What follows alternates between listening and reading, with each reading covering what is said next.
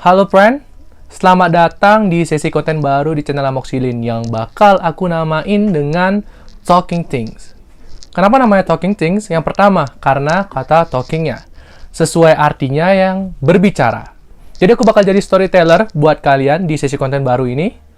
Terus juga things yang artinya hal atau sesuatu yang bakalan aku bawain. Dan pastinya bisa berasal dari berbagai bidang atau berbagai hal. Misalkan sosial, politik, konspirasi, misteri, horor, apapun itu. Asal menarik bakalan aku bawain di sesi Talking Things yang ada di channel aku. Nah, untuk kedepannya juga aku bakalan perlu referensi dari kalian pastinya. Jadi, santai aja, tinggal drop komen di bawah. Atau kalian bisa follow Instagram aku di @dinataputra10, huruf kecil semua, 10-nya pakai angka. Untuk bisa DM aku hal yang sekiranya menarik untuk bahas di Talking Things. Terus kenapa hal yang dibahas di Talking Things ini harus menarik? Itu karena supaya aku niat untuk ngerisetnya dan juga niat ngebawain kepada kalian para pendengarnya. Dan aku harap konten ini bisa memberikan hiburan tentunya bagi kalian dan juga di beberapa bidang yang aku sampaikan nanti bisa memberikan edukasi baru kepada kalian. Jangan lupa juga untuk like, share, dan subscribe channel Amoxilin. Ingat, subscribe dulu ya. Supaya kenapa? Supaya aku sebagai content creator niat untuk riset dan juga ngebawain konten Talking Things ini. Dan juga kalian sebagai pendengar bisa mendapat terus hiburan. Dan bisa dibilang terjadi simbiosis mutualisme lah di antara aku sebagai content creator dan juga kalian sebagai pendengarnya. Di Instagram aku udah sempat ngelakuin food. Terus banyak yang memilih hal horor untuk dibahas sebagai pembuka di konten Talking Things ini. Nah, jadi aku bakalan bawain pengalaman horor yang pernah aku dan keluargaku alamin. Yang sampai hari ini masih membingungkan buat aku dan keluarga sebenarnya apa yang terjadi di peristiwa itu.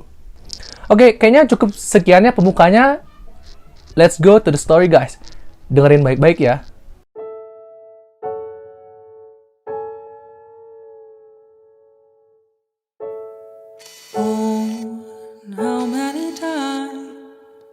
Oke, background story dulu ya. Jadi, aku dan keluargaku bisa dibilang kumpulan orang-orang yang cukup berani. Dan seringkali ngeremehin hal-hal yang berbau spiritual. Kalau ada orang yang cerita soal hantu-hantuan, biasanya sih kami, apaan sih? Paling cuman halus, seringnya sih kayak gitu. Cuman, nggak bisa dipungkiri juga bahwa aku dan keluarga pernah mengalami hal-hal yang bisa dibilang aneh. Yang sampai sekarang masih jadi misteri bagi aku dan keluarga sebenarnya apa yang terjadi waktu itu. Nah, dimulai dari waktu aku kelas 2 SMP. Kira-kira tahun 2015-an. Nah, waktu itu aku ikut les offline di daerah Kota Bangli. For your information, Kota Bangli itu jaraknya dari Kintamani, itu rumahku, sekitar 30 km dengan estimasi waktu perjalanan sekali trip itu 45 menit. Suatu hari, aku ingat banget itu hari Kamis, cuman aku lupa tanggalnya, tepatnya tanggal berapa. Itu kan aku les, cuman sebelum aku berangkat les, aku ada sedikit pertengkaran lah sama ibu. Jadinya aku berangkat, nggak bawa apa-apa, cuman tas yang isinya buku doang. HP, uang, sama sekali nggak bawa. Aku berangkat dengan santuy ke Bangli, nggak ada hal yang aneh, biasa aja. Sampai di Bangli, aku ngelaksanain les dengan biasa. Terus pulang jam 5:30 sore, cuman karena balik lagi ke alasan sebelumnya, aku sempat bertengkar sama ibu, jadinya aku mutusin untuk ngambil jam tambahan di tempat les, sampai jam 8 malam. Dan aku pun berangkat untuk pulang ke Kintamani. Sesuai aku bilang tadi, estimasinya kan 45 menit. Setelah 30 menit di perjalanan, di daerah dekat Pasar Kedisan namanya. Kalau kalian pernah ke Bali, terus ke daerah wisata Penelokan lewat Jalan Bangli, tepat di bawah Penelokan itu ada jalan naik, yang dimana sebelah kanannya itu hutan, sebelah kirinya itu perkebunan, yang kalau gelap pastinya nyeremin sih. Tepatnya jam 8:30 malam, itu rantai motorku tiba-tiba lepas. Tanpa alasannya jelas, karena aku nggak tahu sebenarnya si rantai ini kenapa tiba-tiba lepas. Bayangin jam semalam itu ngalamin musibah yang apes banget gitu kan. Pasti panik lah. Cuman aku berusaha untuk tenang dan nyari tempat yang sekiranya ada cahaya untuk aku bisa ngecek sebenarnya si motor ini kenapa gitu. Aku dorong kira-kira 200 meter dari tempat rantai motorku lepas, Ada satu warung yang ada lampunya 5 watt lah kira-kira. Yang juga di belakangnya ada pasar tradisional yang baru dibentuk waktu itu. Namanya Pasar Kedisan. Akhirnya aku dongkrak motor di sana, ngecek si motor ini kenapa kira-kira kok bisa rantainya lepas. Cuman karena aku anak culun yang nggak pernah ngoprek motor, ya merasa tolol gitu, nggak tahu apa-apa. Tapi emang tolol sih. Lanjut. Waktu aku lagi ngecek motor ini, tiba-tiba dateng seorang kakek. Dia pakai baju putih yang lusuh, terus celananya training, dan bawa pancing. Sekilas nggak ada yang aneh kan? Dia datang terus nanya pakai bahasa Bali, yang tentunya aku bakal translate ke bahasa Indonesia. Dia nanya, "Gus, motor kamu kenapa?" Dan aku dengan santunya jawab, "Ini kek, motorku rantainya lepas. Bisa minta tolong nggak sih sebenarnya? Ini motor nih kenapa?" gitu. Akhirnya dia ikut jongkok, ngecek motorku kenapa. Setelah sekian menit, akhirnya dia nunjuk bahwa ada satu baut yang ingat banget dia bilang namanya baut capung yang dibilang longgar. Dan dia nyuruh aku untuk ngencengin lagi si baut supaya nggak lepas lagi. Akhirnya aku fokus dong untuk ngencengin si baut tanpa merhatiin si kakek itu kemana. Mungkin ada 5 menitan aku ngurusin baut itu, atau kurang ya. Akhirnya aku maunya bilang makasih kan, karena udah dibantu oleh si kakek. Cuman pas aku bangun, si kakek nggak ada. Bener-bener nggak ada, hilang aja gitu. Aku sempat liatin di sekitaran jalan, karena kan jalannya itu lumayan lurus ya. Ada sih belokan sedikit, cuman harusnya sih kelihatan si kakek kalau dia jalan.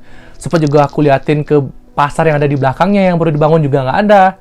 Dan aku kayak pelangap-pelungu itu nggak ada kakeknya, dan akhirnya bilang makasih di tempat kayak orang bego gitu. Makasih ya kek, tapi kakeknya nggak ada gitu.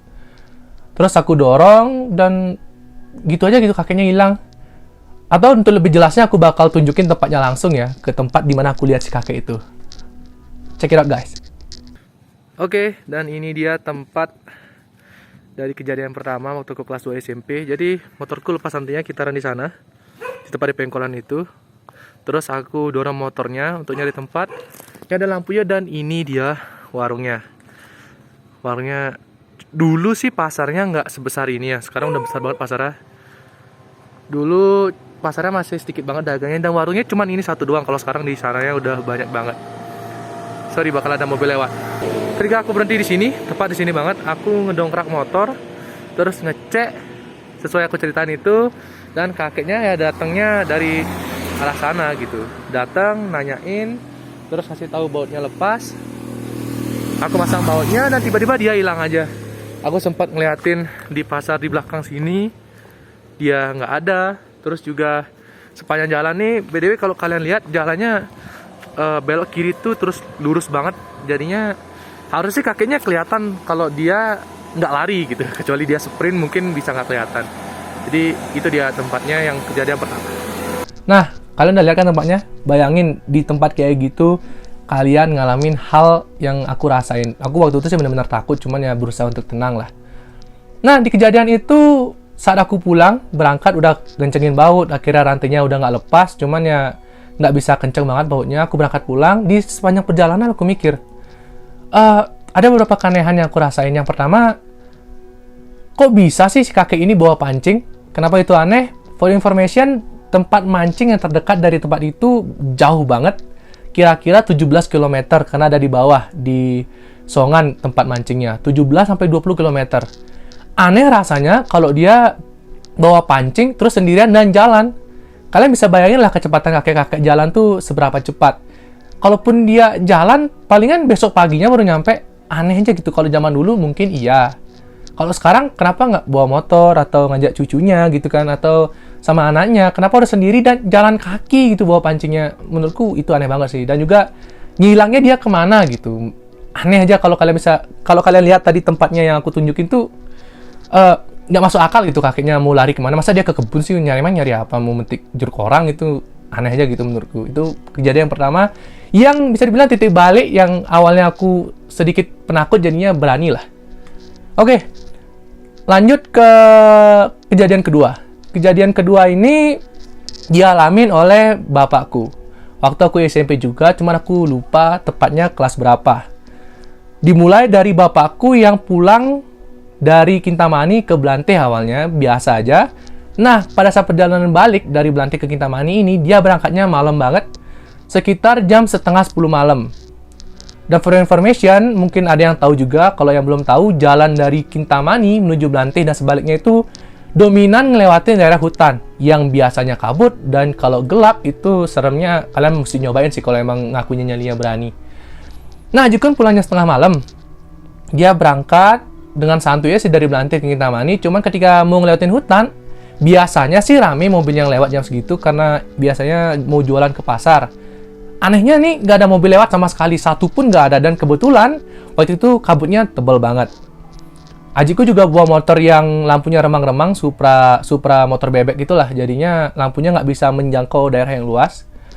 Dan ketika dia ngelewatin daerah yang namanya Nyerebeh, kalau kalian nggak tahu, Nyerebeh itu orang-orang sini manggil daerahnya gitu karena jalannya itu agak miring, dan dia tuh cukup panjang lurusnya, jalan lurusnya, jadi dibilang namanya Nyerebeh. Dan memang terkenal sih tempatnya serem.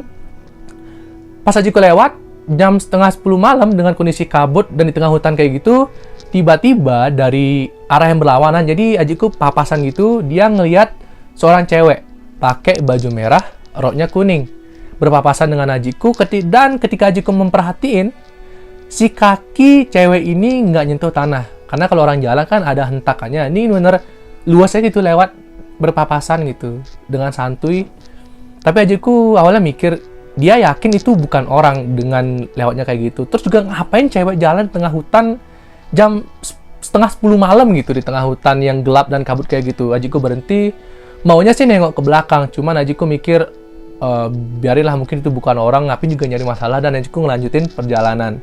Untuk lebih jelasnya lagi, aku bakal tunjukin langsung deh ke tempat kejadian perkaranya. Check it out, guys. Oke, jadi ini tempat kejadian yang kedua. Ini yang namanya Nyerebeh.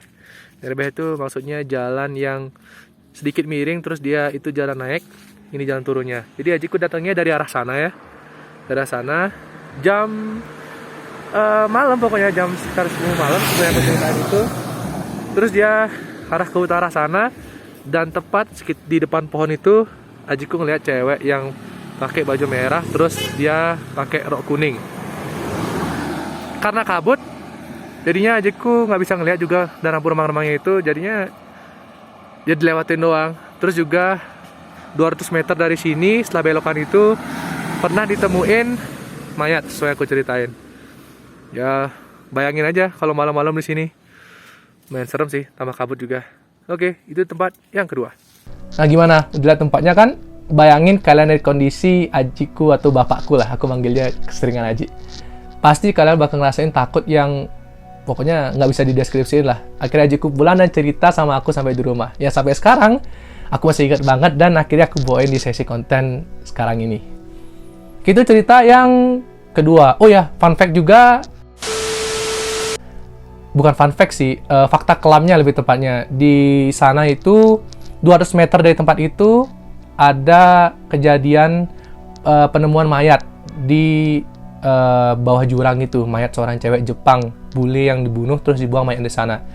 Nah, lanjut lagi ke kejadian yang ketiga. Kejadian yang ketiga ini yang ngalamin aku sendiri juga, tepatnya waktu kelas 3 SMA.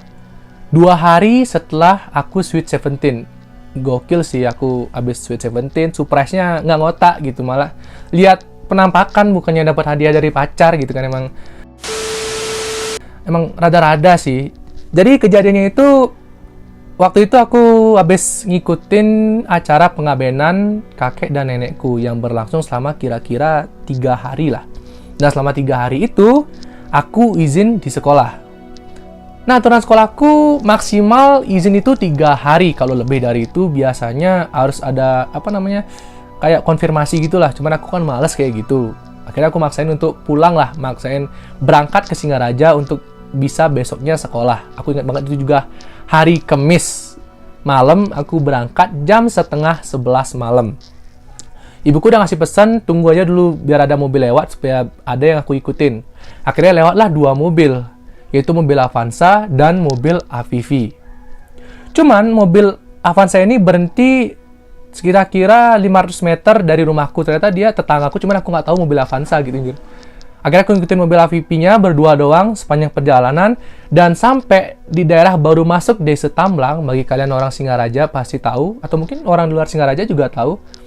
Jadi baru masuk itu sekitar 300 meter ada pengkolan atau belokan yang dimana ada pura dalam. Nah, sebelum belokannya aku ini nyalip mobil APV yang sebelumnya udah aku ikutin terus, karena aku kan takut malam-malam, takut dibegal gitu. Cuma di pengkolan itu aku mikir, aku salip, aku salip. Dan belok jam 12 malam tepatnya, tepat waktu aku belok itu aku lihat jam di motorku. Dan setelah belok, aku ganti lampu ke lampu jarak jauh, tiba-tiba aku ngeliatin kakek pakai sarung dan megang tongkat. Dia kayak gini, terus kepalanya miring, bengong tepat di sisi jalan dimana aku lewat gitu. Tentunya kan kaget dong lihat kakek tiba-tiba kayak gitu. Terus aku ngindar secepat mungkin dan ngeliat di spion ini sebenarnya kakek gendeng macam apa sih yang diam di tengah jalan jam 12 malam. Nah, cuman ketika aku lihat di spion itu si kakek ini nggak ada gitu, bener-bener kosong aja gitu. Awalnya aku mikir aku halu karena jam 12 malam, mungkin ngantuk bawa motor. Tapi anehnya, mobil APV yang ada di belakangku itu juga ngehindarin sesuatu gitu, kayak dia ngehindarin orang gitu dengan manuver yang sangat cepat. Dan akhirnya aku mikir, wah anjir ini nggak bener sih. Akhirnya aku ngebut sama si mobil AVV ini sampai di daerah yang cukup ramai, itu di daerah Kubu Tambahan. Sempat juga aku ngomong sama supirnya, jadi kita sejajar gitu di jalan, dia buka jendela dan nanya sama aku, Gus, kamu lihat nggak? Dan aku jawab, iya pak, kita ketawa aja itu berdua. Dan sampai kos, aku nenangin diri lah, dan aku sempat nelpon ibuku bahwa bilang ada penampakan gitu. Nggak takut banget sih, cuman ya kepikiran aja gitu jam 12 malam, lihat penampakan kayak gitu, habis Sweet 17 lagi itu kan, dibilang sial nggak juga, dibilang nggak ya sial gitu lihat penampakan kayak gitu. Kalian bisa bayangin lah kalau ada di posisi aku tuh kayak gimana gitu. Dan cerita yang keempat, cerita yang terakhir ini benar-benar baru aku alamin 2 bulan yang lalu. Kira-kira 2 bulan yang lalu itu aku ngalamin hal yang aneh sama bapakku dan adikku di saat pulang dari Singaraja menuju desaku di Blantih. Jadi ini kejadian yang menurutku paling bikin merinding ya, walaupun sebenarnya kisahnya singkat aja, nggak begitu panjang kayak cerita sebelumnya. Cuman ini yang paling menusuk lah di jiwaku sampai hari ini, aku benar-benar ingat banget. Nah, awalnya itu aku sama bapakku ngirim jeruk ke Singaraja untuk dijual. Dan berangkatnya tentunya bawa mobil carry yang bisa nampung jeruk, dan berangkat aja gitu biasa lewat jalur normal. Dan for your information, jalan dari Blantih menuju Singaraja itu sebenarnya ada 2, jalan normal dan juga jalan pintas. Jalan pintasnya itu ngelewatin 2 jurang, yang dimana jurang, kalau kalian berangkatnya dari Singaraja, jurang pertama itu curam banget, dan jurang yang kedua itu biasa aja. Aku balik jam 9 malam dari Singaraja setelah bawa jeruknya. Bawa 1 motor, bonceng bertiga, yaitu adikku di depan, aku di tengah yang bawa motornya, dan bapakku yang gandeng di belakang. Memang terkenal serem sih jalan pintas dari Singaraja menuju ke Blantih ini. Terus tepat kemarinnya, adikku yang balik dari Singaraja ke Kintamani juga, itu maaf ke Blantih maksudnya, dia juga ngalamin hal yang menurut dia serem lah, cukup bikin bulu kuduk merinding gitu. Akhirnya ada perdebatan nih sebelum kita lewat jalan yang mana itu, kita debat mau lewat jalan mana nih, jalan pintas apa jalan normal. Dan aku sama adikku mikirnya, ayolah sekali-sekali uji nyali gitu kan, akhirnya ngelewatin jalan pintas. Di jurang pertama biasa aja, nggak ada hal yang aneh, cuman ya curam banget, dan motorku dengan santai ngelewatin tanjakan itu. Nah, cuman di tanjakan kedua, sebelumnya itu ada jembatan, dan dari jembatan ini udah ada mulai kabut-kabut tebel. Kabut tebel, akhirnya mulai nanjak. Sebenarnya tanjakannya nggak keras banget, cuman saat nanjak tuh motorku benar-benar kayak nggak punya tenaga gitu, bahkan kecepatannya sampai 15 km per jam. Karena ngerasain keanehan, akhirnya aku ngomong dengan nada yang cukup keras, kenapa sih motornya kok lambat kali gitu? Dalam bahasa Bali sih aku ngomongnya. Dan tiba-tiba motorku ngelaju gitu aja dengan tenaga yang normal gitu. Aku merasa aneh karena di tempat motorku ngelambat itu, tepat di atasnya ada kuburan yang memang terkenal serem banget. Ya aku berpikir positif lah, terus ngelaju, dan bapakku diem aja gitu, ngomong enggak, cuma dia meluk erat aja gitu. Aku tahu dia takut, cuman ya biasalah di tempat kayak gitu kan nggak harus langsung diceritain. Dan ketika dia sampai rumah, baru bapakku cerita bahwa ketika motornya lambat, dia ngerasa kayak baju belakangnya itu ditarik-tarik. Cuma ketika dia coba raba ke belakang, itu nggak ada tangan sama sekali. Cuman berasa banget sih ada yang narik katanya. Dan dia nggak berani ngomong. Terus ketika aku ngomong bahwa kok motornya lambat sih, saat itu juga rasa tarikannya itu hilang dan motornya ngelaju seperti biasa. Dan untuk lebih lengkapnya, langsung aja kita ke tempat perkaranya. Check it out guys. Dan ini dia tempatnya terakhir, yaitu tempat kejadian yang keempat. By the way, ini dasar jurang ya, kalau kalian lihat. Dasar jurang banget. Aku datang dari arah sana. Terus ngeliatin jembatan ini. Dan udah mulai kabut. Terus kita jalan naik ke sini. Nah, mulai dari naikan inilah motorku mulai lambat. Terus aku ngomong gitu dengan keras, padahal di atasnya ada pohon beringin. Dan tepat di atas sini ini ada kuburan sulung yang memang terkenal serem banget. Sorry ya, masih ada mobil. Jadi kalian bisa bayangin lah kalau malam-malam di sini dengan kondisi kabut tuh kayak gimana. Itu juga. Apalagi di sini harus bel lagi. Di sini harus ngebel juga karena memang dipercaya sebagai tempat yang keramat gitu loh. Kalian bisa bayangin sendiri lah gimana pokoknya ya. Ini udah sore soalnya 5:30, jadi aku agak merinding gitu. So segitu aja ya guys videonya. Bye. Dan di sini tempat aku ngomong kenapa motornya lambat. Terus 200 meter dari sini adalah kuburannya. Ya, kayak bayangin lah malam-malam di sini. Wow. Bener-bener di jalannya nanjak ya. Jadi ya gitu. Mantap banget lah kalau malam-malam kalian kesini lewat sini. Kalian bisa uji nyali lah. Cuman aku nggak ada ketertarikan sih buat ngulang lewat malam. Oh mungkin nanti kalau sama adikku gitu ya. Berdua. So segitu dulu. Kaget lagi anjir. Nah, gimana? Udah kebayang gak sih kalau malam-malam di sana? Terus kalian bayangin aja kronologi yang aku ceritain barusan. Kira-kira apa yang bakal kalian lakuin? Memang cerita yang terakhir ini bener-bener paling aku ingat banget sih, karena memang terkenal banget tempatnya itu serem. Dan kalau malam-malam bahkan banyak orang yang sebenarnya pengalamannya lebih serem daripada aku. Cuman ya menurutku sih pengalamannya aku rasain juga cukup greget sih ya. Motor tiba-tiba lambat dan adikku ngerasa ditarik. Itu bener-bener gokil banget sih. Dan ya, sekian 4 totalnya cerita yang aku bawain di sesi Talking Things kali ini. Semoga kalian terhibur dan mohon maaf kalau aku ada salah ngomong, karena ya ngomong lama-lama itu cukup menyulitkan. Cuma aku akan berusaha seiring berjalannya waktu nanti, semakin banyak konten Talking Things, aku akan melatih lagi teknik aku berbicara ya. Jadi ya mohon dukungannya juga untuk like, share, dan subscribe channel Amoxicillin. Dan kalau BTW kalau dari tadi kalian ngeliat aku kayak ngeliat-liat ke bawah gitu, aku jadi lihat laptop. Kenapa? Karena aku nulis skripnya supaya rapi, supaya aku nggak kelamaan ngomongnya gitu. Karena kalau aku dikasih ngomong bahaya bisa sampai 30 menit. Cuman ini aku mempersingkat durasi lah. Aku ngomongin poin-poinnya aja, apalagi ditambah dengan video di tempat perkaranya. Oke, jadi sekian video sesi konten Talking Things kali ini. Semoga kalian suka. Dan aku tutup dengan salam Amoxicillin.